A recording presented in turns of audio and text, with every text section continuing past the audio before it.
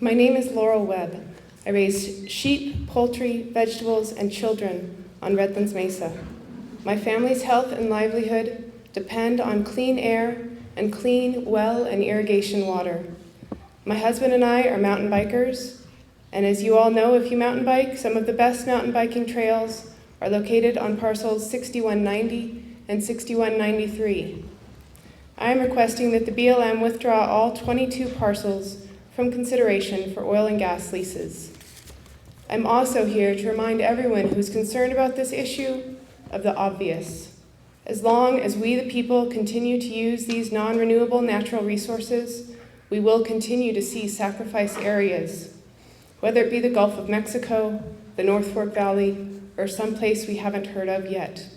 We must remember that we, the people, will make significant and lasting changes in this industry by assessing and modifying our investments, lifestyles, and buying habits. I encourage the BLM to withdraw these 22 parcels from natural gas production, and I encourage we, the people, to find ways to reduce and eventually eliminate the need for natural gas and other non-renewable resources. Thank you. Hi, my name is Aaron Gerard Heidemann. My mom spoke very eloquently earlier today. I want to thank everybody for being here and giving us the chance to speak. I must say, I was born here in this valley and have spent the better part of my life here.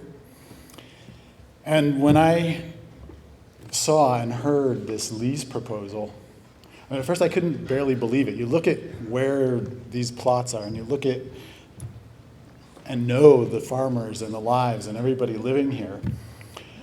And I had to put myself in the shoes of those people that made that decision for a minute and think, they haven't been here. They're looking at some map and some 20-year-old plan. So really, to keep it very simple is like, we need to not lease any of these pieces until the resource management plan is up to date. Just bottom line. Continuing spending thousands of hours fighting this on something that's that old seems on the border of ridiculous to me. You wouldn't go to a hospital if you were sick and they said, hey, we got 20-year-old anatomy here, and you would feel confident that they knew what was going on.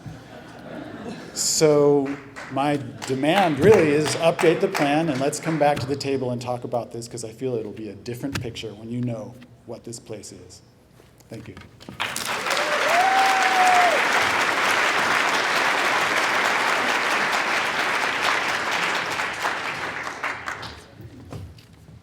My name is Randy Litwiller, and I've lived between this area and Rifle for about 50 years. I've been through 3 oil shale boom busts, the Lucien blast, oil drill, and all kinds of stuff. And I live on Fruitland, and I think I can see pretty near every parcel that's up for nomination. So while I don't have a specific one to talk to, I'll talk to them in general.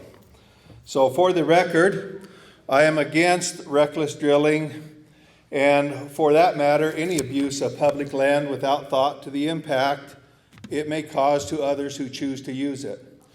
With regard to gas drilling in particular, I am against natural gas drilling that utilizes fracking techniques within the water-bearing formations or any water-bearing aquifers.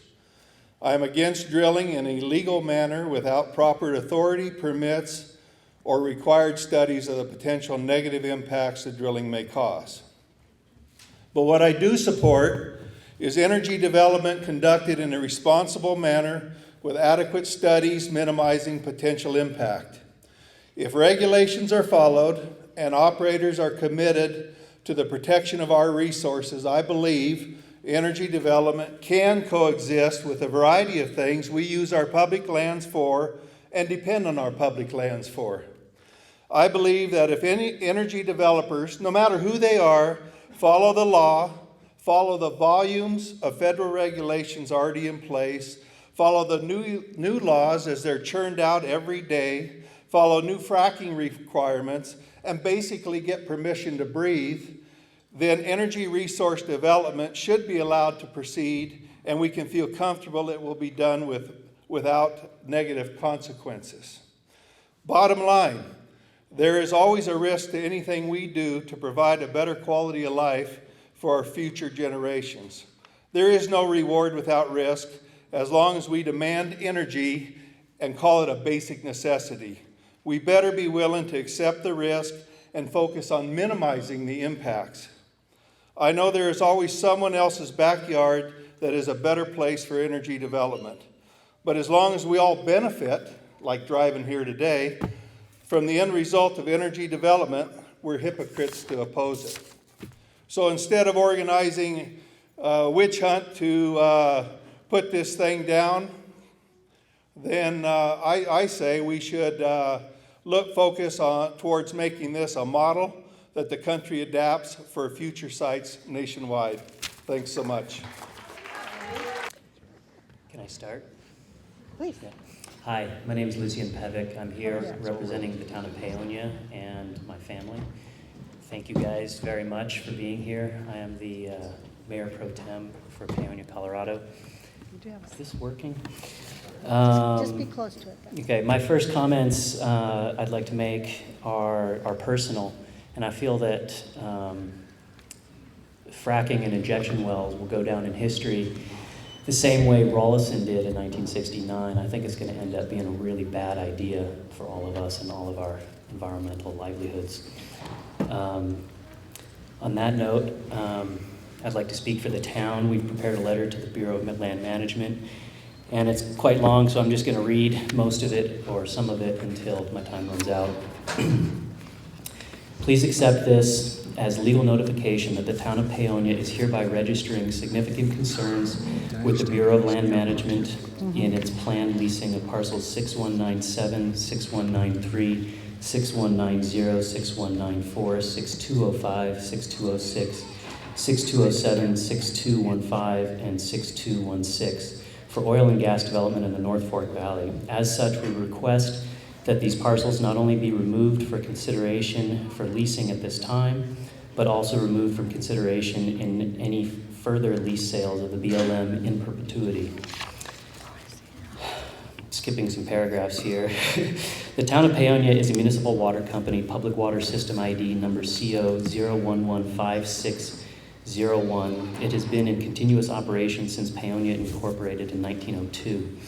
Paonia supplies water to 1,536 water taps with an average equivalent of 3,300 residents, both in and outside of town limits, including 26 private water companies. Paonia's water is acquired via 26 springs, and the town passed Watershed Ordinance 2003-02 on February 25th, 2003. There is established by the town of Paonia, Colorado, a watershed designation pursuant to Colorado Revised Statutes CRS 3115-707-1B. The watershed is that area in which the town shall exercise its powers to maintain and protect the town's waterworks from injury and the town's water supply from pollution. This watershed is created under the authority granted in CRS 3115-707-1B as amended. The watershed and these regulations are created only for the purpose of protecting the town's waterworks and water supply, and not for the purpose of regulating land use activities, which activities shall continue to be regulated by the County of Delta, State of Colorado, and federal government, and any other authority with which jurisdiction over land use activities within the watershed. The town shall implement and enforce these regulations for the purpose of reviewing and permitting any activity within that watershed which creates a foreseeable risk of injury to the town's waterworks or pollution of the water supply. Thank you.